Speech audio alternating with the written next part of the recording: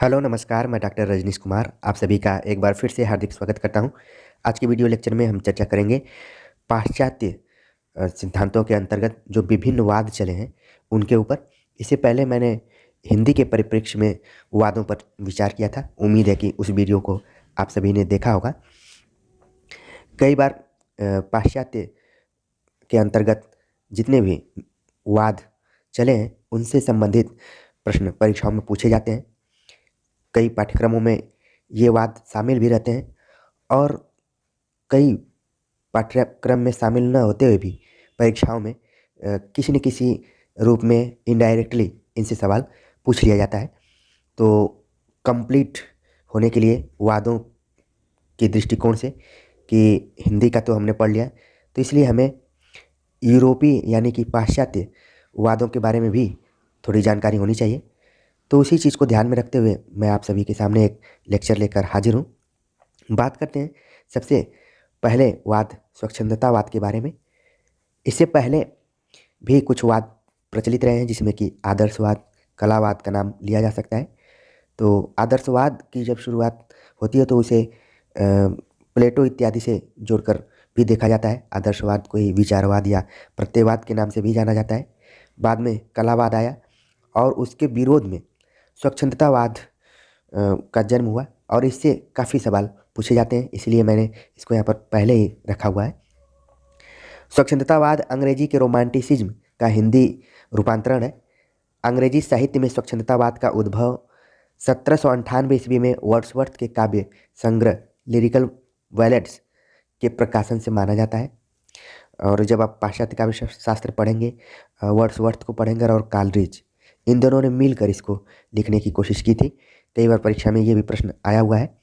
तो ध्यान में रखिए कि स्वच्छंदतावाद का उद्भव 1798 ईस्वी में वर्ड्सवर्थ के काव्य संग्रह लिरिकल वैलेट्स के प्रकाशन से माना जाता है।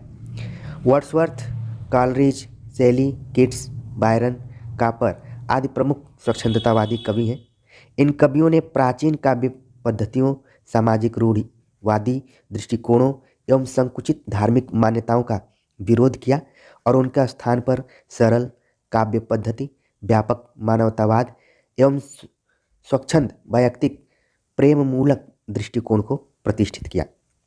तो आप देख रहे हैं कि जो स्वच्छंदतावाद है वो किसके बरक्स पैदा हुआ है।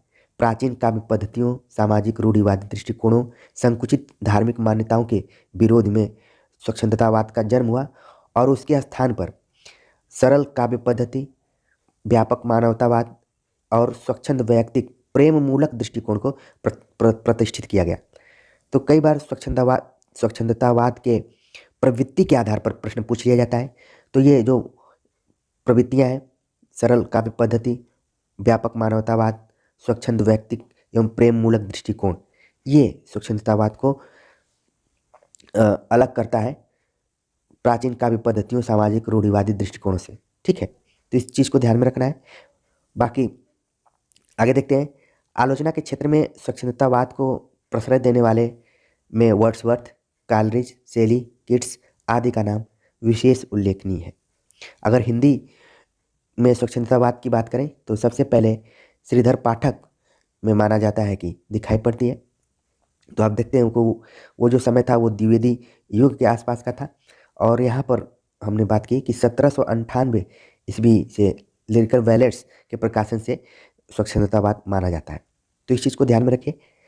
अगला जो वाद है उसका नाम है यथार्थवाद, जिसको कि अंग्रेजी में रियलिज्म कहा जाता है।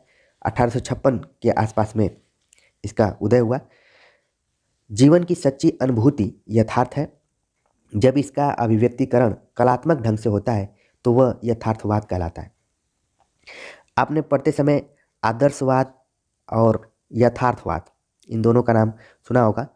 जब हम प्रेमचंद की रचनाओं पर बात करते हैं तो सबसे पहले उनकी रचनाओं में आदर्शवाद दिखाई पड़ा, फिर आदर्शोन्मुख यथार्थवाद की बात की जाती है, इसके बाद यथार्थवाद। तो ये माना जाता है कि आदर्शोन्मुख यथार्थवाद की अगर कोई चर्चा किया है तो प्रेमचंद। तो परीक्षा के दृष्टिकोण से इस तथ्य को भी ध्यान में रखिए। तो आदर्शवाद की प्रतिक्रिया में यथार्थवाद एक तरीके से इसका जन्म हुआ। आप देखेंगे जितने भी वाद हैं, चाहे वो हिंदी के परिप्रेक्ष्य में हो, चाहे पाश्चात्य के परिप्रेक्ष्य में हो, सब एक दूसरे की क्रिया प्रतिक्रिया में ही उदित हुए हैं, उनका जन्म हुआ है। तो यथार्थवाद जीवन की सच्ची अनुभूति यथार्थ है। जब इसका अभिव्यक्तिकरण कलात्मक ढंग से होता है तो वह यथार्थवाद कहलाता है।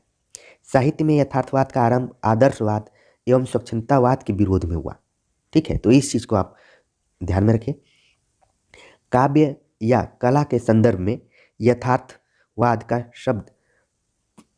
यथार्थवाद शब्द का प्रयोग 1855 में कार्वे ने अपने चित्रों की प्रदर्शनी में किया है। ये इंपॉर्टेंट फैक्ट कि यथार्थवाद शब्द का प्रयोग सबसे पहले 1855 ईस्वी में कार्वे ने अपनी चित्रों की प्रदर्शनी में किया था। यथार्थवादी कला का आरंभ 1856 में फ्रेंच लेखक फ्लाबर्ट का प्रसिद्ध उपन्यास मैडम बावेरी के प्रकाशन से माना जाता है। ये भी इम्पोर्टेंट फैक्ट है। इसके अलावा बालजाक जोला ने यथार्थवादी आंदोलन को आगे बढ़ाया, यानी कि 2-3 नाम और जुड़ गए इसमें। दोस्तोयेव्स्की, टॉल्स्टॉय, गोगोल और गोर्की ने यथार्थवादी कला को विकसित किया। तो इन व्यक्तियों का नाम याद रखिए, विद्वानों का नाम, जो कि यथार्थवाद से संबंधित है। यथार्थवाद का एक विकसित रूप प्रकृतिवाद भी है, जो अंग्रेजी के नेचुरलिज्म का हिंदी रूपांतरण है। अगर देखा जाए तो यथार्थवाद के 4 रूप हैं: प्रकृतिवाद, सामाजिक यथार्थवाद, मनोवैज्ञानिक यथार्थवाद और अति यथार्थवाद। समाजवादी यथार्थवाद सबसे अधिक व्यापक, प्रभावशाली तथा प्रगतिशील है। मार्क्स के विचारों के आधार पर समाजवादी उद्देश्यों की प्राप्ति के लिए जन साहित्य की रचना करना समाजवादी यथार्थवाद का प्रमुख उद्देश्य रहा है। तो यहाँ पर ये क्लियर हो गया कि समाजवादी यथार्थवाद क्या है। ऐसा यथार्थवाद जो जन साहित्य की रचना को अपने केंद्र में रखता हो। समाजवादी यथार्थवाद के अलावा मनोवैज्ञानिक यथार्थवाद फ्रायड तथा युंग के विचारों से प्रभावित है। फ्रायड का नाम जब आता है तो तुरंत मनोविश्लेषणवाद का भी जिक्र हो जाता है, जिस पे कि हम आगे बात करेंगे। बालजाक जोला की रचनाओं में यथार्थवाद का जो रूप लक्षित हुआ है उसे प्रकृतिवाद कहा जाता है। तो हमने अब तक 2 वादों पर विचार किया। पहला था स्वच्छंदतावाद, दूसरा यथार्थवाद। अब अगला जो वाद है उसका नाम है संरचनावाद। ये भी परीक्षा में खूब पूछा जाता है। खासतौर से पूछ लिया जाता है कि संरचनावाद के प्रवर्तक कौन है या फिर इसकी विषय वस्तु क्या है। संरचनावाद की अवधारणा का मूल स्रोत जिनेवा और पेरिस में भाषा विज्ञान के प्रोफेसर सस्यूर द्वारा प्रतिपादित भाषा सिद्धांत है। तो जब भी संरचनावाद की बात करें तो उसमें भाषा विज्ञान को ध्यान में रखना है। अगर पूछ लिया जाए कि कौन सा ऐसा सिद्धांत है जिसके केंद्र में भाषा को रखा गया है और भाषा विज्ञान को रखा गया है, तो वो संरचनावाद है। और इसके जो प्रवर्तक के रूप में है फर्नांडिन सस्यूर। ठीक है, तो सस्यूर का नाम ध्यान में रखिए। कई बार इन विचारकों के प्रोनाउंसिएशन अलग अलग ढंग से किए जाते हैं, तो आप शब्दों को भी देखिए और प्रोनाउंसिएशन को भी ध्यान में रखिए। सस्यूर के अनुसार रचनाकार की भाषा अर्थ नहीं देती, जो हम अर्थ पाते हैं वह भाषा में शब्दों के अंतर के कारण प्रकट होता है। रचना में अर्थ तत्व पाठक के मानसिक विकास के अनुसार प्रकट होता है। वह जितना अधिक विकसित होगा अर्थ की प्रतीति उतनी ही उत्कृष्ट होगी। तो आप देख रहे हैं कि सस्यूर ने रचनाकार की भाषा और उसके अर्थ को ध्यान में रखकर अपनी बातों को कहा है। और उनका मानना है कि जो अर्थ तत्व है वो पाठक के मानसिक विकास के ऊपर निर्भर करता है। जितना सोचने समझने की क्षमता उसके अंतर्गत अंतर होगी वो उतना ही एक तरीके से विकसित अर्थ को ग्रहण करेगा। तो संरचनावाद में भाषा विज्ञान के साथ साथ अर्थ की प्रतीति पर भी चर्चा की गई है। संरचनावादी समीक्षा में रचना के उन तमाम तत्वों या अवयवों का अध्ययन करता है जिनसे रचना अर्थ और अस्तित्व पाती है। ये इम्पॉर्टेंट फैक्ट है कि इसके केंद्र में रचना के अर्थ को भी रखा गया है। संरचनावाद के अनुसार हमें साहित्यिक कृति को एक विशिष्ट एकता से युक्त संपूर्ण रचना के रूप में देखना चाहिए। यह संपूर्ण रचना परत दर परत इतनी जटिल होती है कि इससे अंगभूत ध्वनि, छंद, बिंब, पद विन्यास आदि के गुंफ के रूप में देखा जा सकता है। अगला पॉइंट है किसी रचना के विश्लेषण से प्राप्त निष्कर्षों के आधार पर रचना के मूल सिद्धांतों का अन्वेषण संरचनावाद का लक्ष्य है। संरचनावाद के लक्ष्य पर को केंद्र में रखा जाए तो रचना के विश्लेषण से प्राप्त निष्कर्षों के आधार पर साहित्य रचना के मूल सिद्धांतों की खोज करना ही क्या है, संरचनावाद का लक्ष्य है। संरचनावाद वस्तुतः समीक्षा को विज्ञान के निकट या समकक्ष रखने वाला आंदोलन है। तो जिस सिद्धांत में भाषा विज्ञान अर्थ केंद्र में हो तो उसे आप संरचनावाद समझ सकते हैं। अगर हिंदी में बात करें तो संरचनावाद हिंदी में चर्चा मात्र का विषय रहा है। अभी तक कोई ऐसी आलोचनात्मक कृति नहीं आई है जिसमें किसी रचना का अध्ययन विश्लेषण संरचनावाद के आधार पर किया गया है। अगले बात पर बात करें तो उसका नाम है उत्तर संरचनावाद।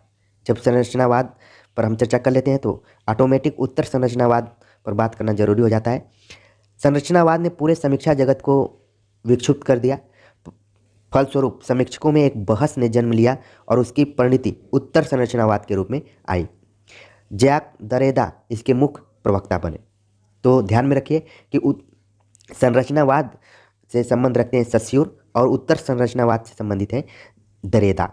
ये परीक्षा में खूब प्रश्न पूछा जाता है दोनों के प्रवर्तकों को लेकर, तो इसको ध्यान में रखने की जरूरत है।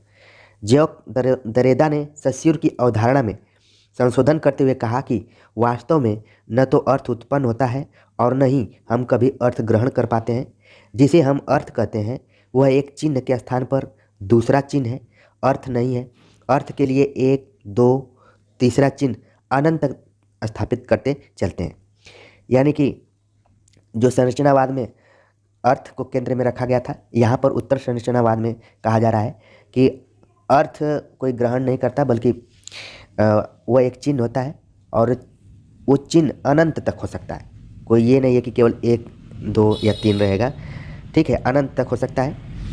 उत्तर संरचनावाद के अंतर्गत जैक दरेदा के अतिरिक्त जॉन लॉक, रोला बार्थ, जूलिया क्रिस्टीवा और मिशेल फूको का नाम लिया जा सकता है। तो सबसे पहले दरेदा को ध्यान में रखिए, इसके बाद अन्य जो भी विद्वान हैं जॉन लॉक, रोला बार्थ, जूलिया क्रिस्टीवा और मिशेल फूको से संबंधित भी कई बार प्रश्न पूछ लिया जाता है कि फूको का संबंध किस वाद से है, तो यहाँ पर उत्तर संरचनावाद के अंतर्गत है।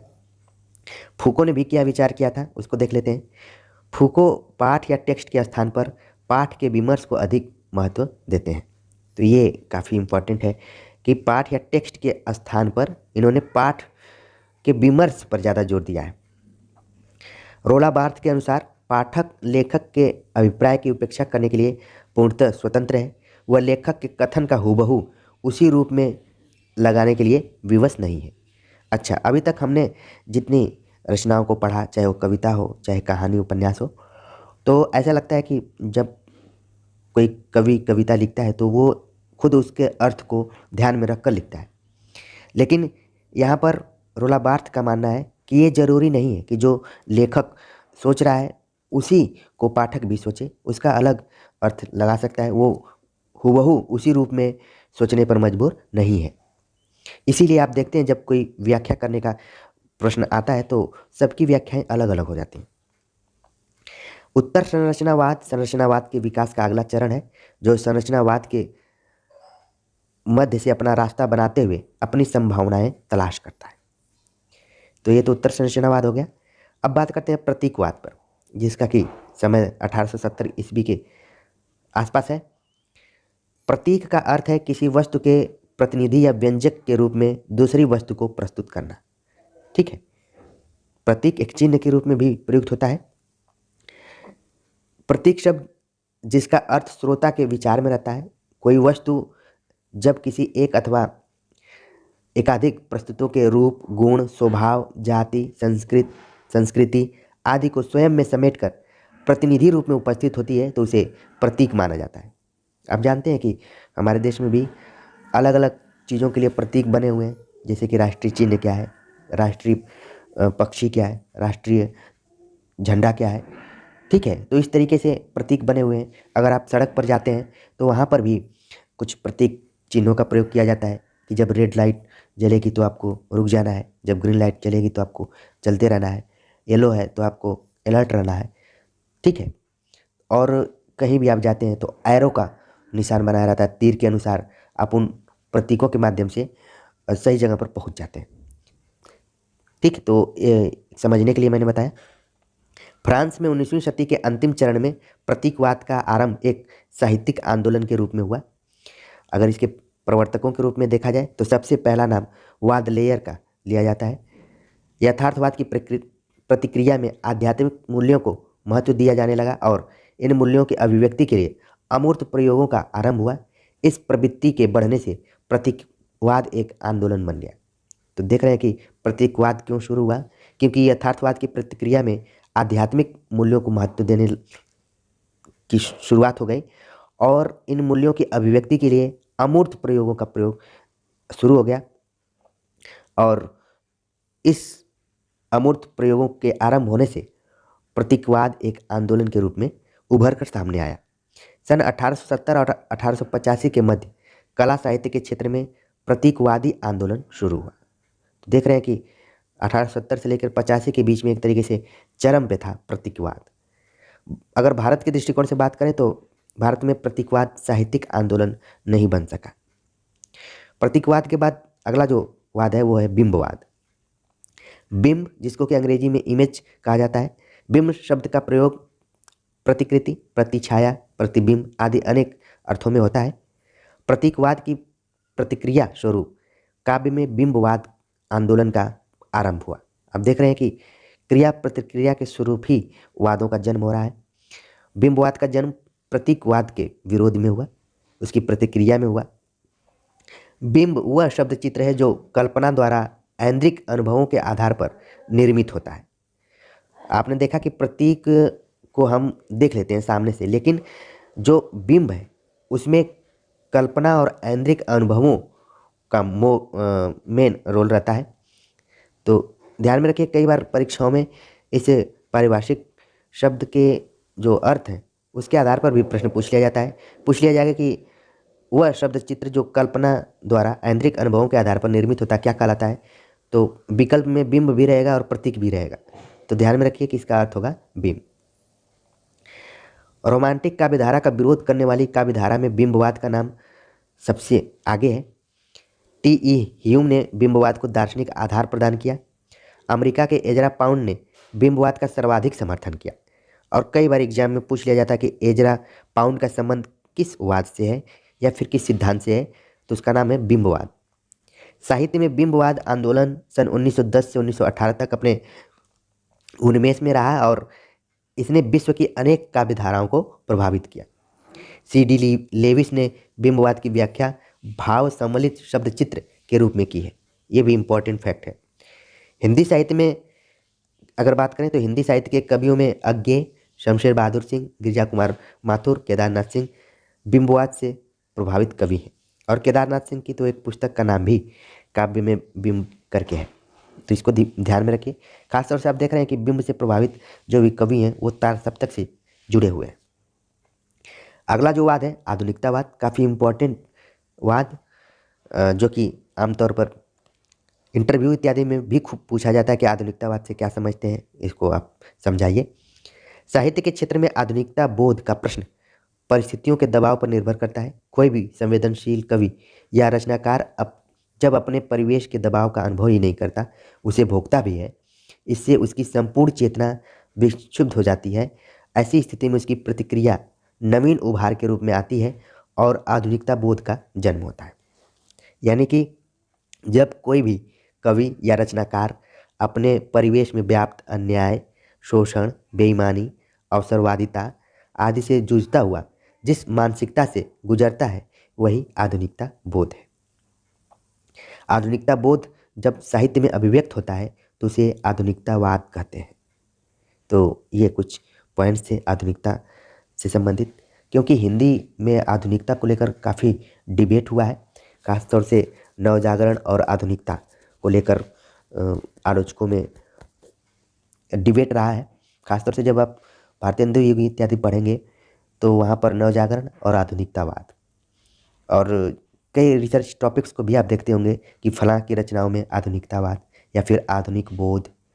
तो इसको और क्लियर करने के लिए आप हिंदी की पारिभाषिक शब्दावली डॉक्टर अमरनाथ की बुक को खरीद सकते हैं। उसमें तमाम वादों के बारे में बताया गया है और चीज़ें आपको क्लियर हो जाएंगी। आधुनिकतावाद के बाद साहित्य में ऑटोमेटिक उत्तर आधुनिकतावाद का भी जिक्र करना जरूरी हो जाता है। सस्यूर का संरचनावाद और देरेदा का विखंडनवाद या फिर उत्तर संरचनावाद, इन दोनों ने मिलकर उत्तर आधुनिकतावाद की अवधारणा निर्मित की। उत्तर आधुनिकता के प्रवक्ता फ्रांसीसी विद्वान फ्रांसुआ लेतोर को माना जाता है। ये इंपॉर्टेंट फैक्ट है परीक्षा के दृष्टिकोण से कि उत्तर आधुनिकतावाद से जुड़ा हुआ नाम कौन सा है, लेतोर का नाम आप ध्यान में रखिए। उत्तर आधुनिकतावाद की अवधारणा को प्रतिष्ठित करने में लेतोर के अलावा पाल डी मान, नीत्शे, फूको, जैक दरेदा का नाम प्रमुख है। आप देख रहे हैं कि कुछ ऐसे विद्वान हैं जो कि दूसरे भी वादों में शामिल रहे हैं, तो इनको विशेष रूप में ध्यान में रखिए कि किस किस वाद से इनका संबंध है। अगर समकालीन अवधारणाओं पर बात करें तो 1960 के बाद हिंदी समीक्षा पर अमेरिकी नई समीक्षा का प्रभाव पड़ा। अमेरिकी नई समीक्षा के प्रभाव से हिंदी समीक्षा साहित्य में तनाव, विसंगति, विडंबना आदि पारिभाषिक शब्दों का प्रयोग होने लगा। जब आप नई कविता पढ़ेंगे तो उसमें तनाव जैसा शब्द प्रयुक्त मिलेगा आपको, विसंगति, विडंबना, ठीक है, वो प्रवृत्तियों के रूप में आप पढ़े होंगे। रूसी रूपवाद के प्रवक्ता स्लोवस्की के प्रभाव से भाषाई प्रयोगों में अजनबीपन देखा जाने लगा। तो रूसी रूपवाद और अजनबीपन, ये भी परीक्षाओं में कई बार पूछ लिया जाता है कि अजनबीपन का संबंध किस वाद से है, रूसी रूपवाद से है। फ्रांसीसी प्रभाव के कारण संरचनावाद और विखंडनवाद की लहर आई। पश्चिम में मार्क्सवादियों, रोला बार्थ और देरेदा के सिद्धांत को अपनाया गया तथा उन्हें राजनीतिक एवं समाज की समस्याओं से जोड़ दिया गया। ठीक है। समकालीन समीक्षा में विडंबना, जिसको कि अंग्रेजी में भी आप देख लीजिए आयरनी, विसंगति को एब्सर्ड, विखंडन, डिकंस्ट्रक्शन, अंतर्विरोध, पैराडॉक्स आदि शब्दों का प्रयोग होने लगा। अगर अन्य सिद्धांतों पर बात करें तो इसमें मार्क्सवाद के प्रवर्तक कार्ल मार्क्स एक जर्मन अर्थशास्त्री थे। उनकी विचारधारा को 3 भागों में बांटकर देख सकते हैं। द्वंद्वात्मक भौतिकवाद या फिर द्वंद्वात्मक भौतिक विकासवाद, मूल्य वृद्धि का सिद्धांत, मानव सभ्यता के विकास की व्याख्या। मार्क्स के अनुसार भौतिक विकास को परिचालित करने वाली प्रवृत्ति का नाम ही द्वंद्वात्मक भौतिक विकासवाद है। द्वंद्वात्मक विकास का तात्पर्य यह है कि विकास द्वंद्व से होता है। 2 विरोधी शक्तियों के संघर्ष से तीसरी शक्ति विकसित होती है। बाद में इस तीसरी शक्ति का संघर्ष चौथी शक्ति से होता है और उससे 5वीं शक्ति विकसित होती है। यानी कि आपस में जो संघर्ष होता है उससे ही विकास का जन्म होता है। इसी क्रम में इस भौतिक जगत में नई नई शक्तियों का विकास होता रहता है। मार्क्सवाद के अनुसार सृष्टि का विकास इसी द्वंद्वात्मक भौतिक विकासवाद से हुआ। इसीलिए वह किसी अलौकिक सत्ता, आत्मा, परमात्मा, स्वर्ग, नरक आदि के अस्तित्व को स्वीकार नहीं करता है। मूल्य वृद्धि के सिद्धांत के अंतर्गत देखें तो मूल्य वृद्धि के सिद्धांत की व्याख्या करते हुए मार्क्स ने बताया कि वस्तु के उत्पत्ति के 4 अंग हैं: मूल पदार्थ, स्थूल साधन, श्रमिक का श्रम और मूल्य वृद्धि।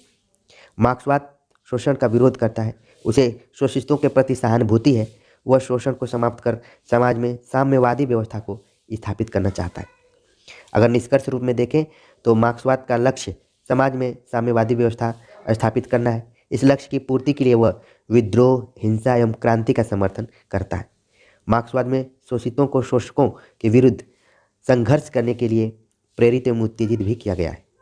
अगर मार्क्सवाद की प्रमुख मान्यताओं पर बात करें तो उसमें है धर्म, ईश्वर एवं परलोक का विरोध, पूंजीपति वर्ग के प्रति घृणा का प्रचार, शोषित वर्ग की दीनता एवं निर्धनता का चित्रण करते हुए उनके प्रति सहानुभूति, नारी का यथार्थ चित्रण इत्यादि। ये इसलिए ज़रूरी है क्योंकि जब भी आप परीक्षा में बैठेंगे तो विकल्प में ये सब प्रवृत्तियाँ रहती हैं। कई बार पूछ लिया जाता है कौन सी प्रवृत्ति है और कौन सी प्रवृत्ति नहीं है, तो इसको ध्यान में रखना है। अगर हिंदी की बात करें तो हिंदी साहित्य में प्रगतिवादी चेतना का सूत्रपात छायावाद के समाप्ति काल के बाद हुआ था और इस प्रगतिवादी चेतना पर आधारित जो भी साहित्य लिखे गए उन्हें प्रगतिवाद के नाम से जाना गया, जिस पर कि हमने बहुत पहले चर्चा कर लिया था पिछले वीडियोज में। अगला जो सिद्धांत है उसका नाम है मनोविश्लेषणवाद। जब मनोविश्लेषणवाद का नाम लिया जाता है तो सीधे उसका संबंध फ्रायड से जुड़ता है। फ्रायड जो कि एक मनोचिकित्सक थे और उन्होंने मनोविश्लेषणवाद नाम के सिद्धांत पर विचार किया था। फ्रायड ने अचेतन मन और काम भावना यानी कि लिबिडो को अपने मनोविश्लेषण में प्रमुख स्थान दिया। फ्रायड काम भावना को मानव मन की मूल परिचालिका शक्ति मानते हैं। उनके अनुसार धर्म, अर्थ, साहित्य और संस्कृति की मूल प्रेरणा यही काम वृत्ति है, जिसको कि अंग्रेजी में सेक्स इत्यादि कहा जाता है। सर्जक, साहित्यकार, कलाकार कल्पनाशील होने के कारण अपनी वर्जनाओं को काम प्रतीकों के रूप में अभिव्यक्ति देता है। जब हम सामाजिक मूल्यों एवं नैतिक बंधनों के कारण अपनी काम प्रवृत्ति एवं वासना का दमन करते हैं, तब वह अचेतन मन में कुंठा या मनोग्रंथि का रूप धारण कर लेती है। साहित्य और कला इन वासनाओं एवं मनोग्रंथियों के रेचन का मार्ग प्रशस्त करती है। आपने इसे पहले अरस्तु को पढ़ा होगा, जिसमें उन्होंने एक सिद्धांत दिया था, विरेचन का सिद्धांत। वो भी चिकित्सा शास्त्र पर ही आधारित था, कई बार परीक्षाओं में पूछा जा चुका है। और यहाँ पर आप देख रहे हैं कि मनोविश्लेषणवाद भी कुछ उसी तरीके की बात कर रहा है कि साहित्य और कला के माध्यम से हम अपनी वासनाओं और मनोग्रंथियों के रेचन को प्राप्त करते हैं, शुद्धिकरण होता है एक तरीके से। फ्रायड ने मन के 3 भाग स्वीकार किए हैं, चेतन, अर्धचेतन और अचेतन। चेतन मन से हम सब कुछ देखते हैं, अनुभव करते हैं, जबकि अचेतन मन दमित इच्छाओं, आकांक्षाओं और सुप्त वासनाओं की शरणस्थली है। अवसर पाकर ये दमित इच्छाएं एवं सुप्त वासनाएं कला या साहित्य में अभिव्यक्त होती हैं। फ्रायड यह भी मानते हैं कि चेतन और अचेतन में निरंतर द्वंद्व चलता रहता है। चेतन मन पर नैतिक, सामाजिक मर्यादाओं के बंधन होते हैं, अतः अचेतन की इच्छाएं जब चेतन के धरातल पर आती हैं, तब चेतन मन के संस्कार उसका निषेध करते हैं। फलस्वरूप एक द्वंद्व उत्पन्न होता है जो मानसिक ग्रंथियों कुंठाओं का रूप धारण कर लेता है। कभी कभी अचेतन की इच्छाएं चेतन मन के द्वारा परिष्कृत एवं उदात्त रूप में अभिव्यक्ति होती है। चेतन और अचेतन के बीच अर्धचेतन होता है। तो आप देख रहे हैं कि मन की 3 वृत्तियों के बारे में फ्रायड ने चर्चा की है और तीनों को समझाने का प्रयास किया गया है। फ्रायड ने यह भी प्रतिपादित किया कि इन ग्रंथियों से अहम भाव विकसित होता है। बहुत सारे चरित्र अहम से परिचालित होते हैं। फ्रायड मानव मन की मूल परिचालक शक्ति के रूप में लिबिडो यानी कि काम भावना को स्वीकार करता है। जब सामाजिक और नैतिक बंधनों के कारण इसका मार्ग रुक जाता है, तब कुंठा, मनोग्रंथि, अहम, उन्माद जैसे रोग उत्पन्न होते हैं। तो मनोविश्लेषणवाद की जब चर्चा की जाती है तो शेखर एक जीवनी नामक जो उपन्यास है अज्ञेय का, वो सबसे पहले उसका नाम लिया जाता है। इसके अलावा इलाचंद जोशी, जैनेन्द्र इत्यादि ने भी इसी सिद्धांत पर रचनाएं की हैं और व्यक्ति के मन के अंदर क्या चल रहा है उसको पकड़ने की कोशिश उन्होंने किया है। फ्रायड के अलावा एडलर ने भी इस पर विचार किया है। एडलर ने मानव के मन में उत्पन्न हीन भावना को मन की परिचालिका शक्ति माना है। हीनता की अनुभूति मनुष्य के मन में अहम भाव को जन्म देती है और इससे परिचालित होकर वह अपने महत्व को अनुभव करने एवं कराने की आवश्यकता अनुभव करते हैं। उसके अनुसार आचरण एवं व्यवहार करना प्रारंभ कर देता है। एडलर के अलावा युंग, क्योंकि जब आप परीक्षा में जाएंगे तो मनोविश्लेषणवाद के अंतर्गत फ्रायड, एडलर और युंग का नाम आपको ध्यान में रखना है। कई बार विकल्पों में पूछ दिया जाता है कि कौन इस सिद्धांत से संबंधित है और कौन नहीं है। इसी टाइप से सवाल पूछे जाते हैं, इसलिए इस एंगल से हमेशा देखने की कोशिश कीजिए। एडलर के बाद हम बात करते हैं युंग। युंग के अनुसार मनुष्य की स्मृतियाँ मानसिक कार्य व्यापार को चेतन मन में एकत्र नहीं रख पाती, वे अचेतन में चली जाती हैं। अचेतन मन में दमित रहने वाली अनुभूतियाँ, स्मृतियाँ एवं विचार अहम को स्वीकार नहीं हो पाते। फलस्वरूप वहाँ भय, आशंका, मृत्यु जैसी स्थितियाँ उत्पन्न हो जाती हैं, जिससे मनुष्य का जीवन प्रभावित हो जाता है। तो उम्मीद है कि मनोविश्लेषणवाद को आपने 3 विचारकों के माध्यम से समझ लिया होगा कि फ्रायड का क्या मानना है, एडलर का क्या मानना है और युंग का क्या मानना है। अगला जो वाद है काफ़ी इंपॉर्टेंट है परीक्षा के दृष्टिकोण से, अस्तित्ववाद। अस्तित्ववाद के प्रवर्तक डेनिश विचारक किर्केगार्ड को माना जाता है। बाद में उनके ग्रंथों का अनुवाद जर्मन भाषा में हुआ और अंतर्राष्ट्रीय जगत में यह विचारधारा प्रचलित हो गई।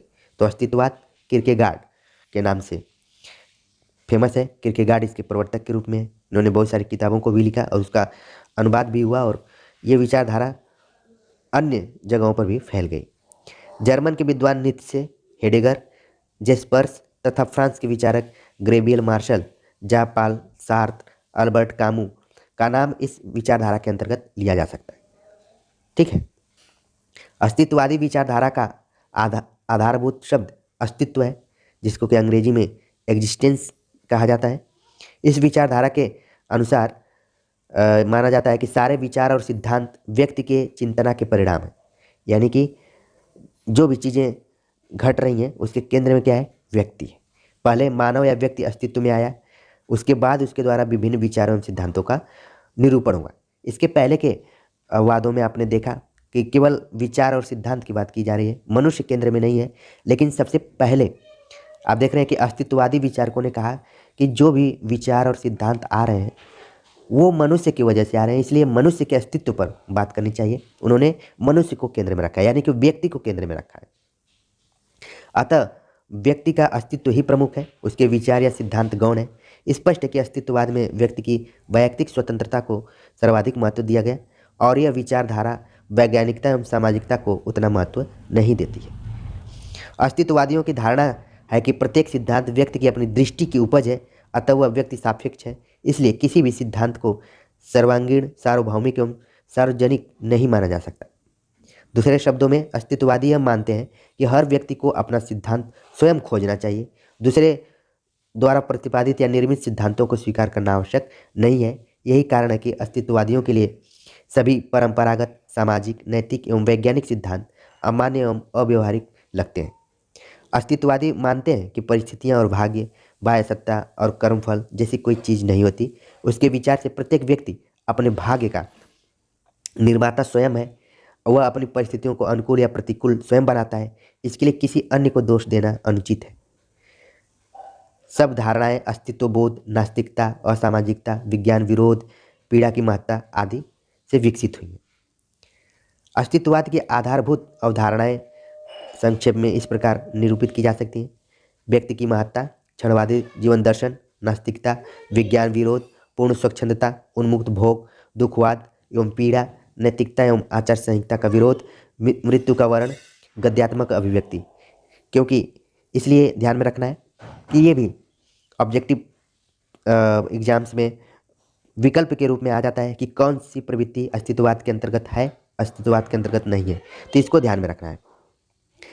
अगर हिंदी साहित्य की बात करें तो कौन से लोग प्रभावित हैं अस्तित्ववाद से? अज्ञेय, मुक्तिबोध, नरेश मेहता, धर्मवीर भारती, ठीक है, भारतभूषण अग्रवाल, शांता सिन्हा आदि के काव्य में उपलब्ध निराशा, कुंठा, उन्मुक्त भोग, पीड़ा, अनास्था, नास्तिकता इसी अस्तित्ववादी दर्शन की देन है। तो आज के लेक्चर में हमने तमाम पाश्चात्य वादों पर विचार किया, उनके सिद्धांतकारों के बारे में देखा और उन वादों के केंद्र में किस चीज़ को रखा गया उसे भी देखा। तो उम्मीद है कि आपको ये लेक्चर समझ में आ गया होगा और इससे संबंधित अगर किसी भी तरीके का प्रश्न आता है तो आप परीक्षाओं में उसको हल कर लेंगे और ये भी आप चिंतन करने में सक्षम हो गए हैं कि इन वादों में कौन सा वाद सबसे बेहतर है और प्रासंगिक है। ठीक है, जैसे मुझे अस्तित्ववाद को लेकर थोड़ा सा यहाँ पर लगता है कि ये प्रासंगिक लग रहा है। आप सभी कमेंट्स कर बताइए कि आपको कौन सा इसमें वाद अच्छा लगा। तो मिलते हैं एक नए टॉपिक के साथ, तब तक के लिए नमस्कार।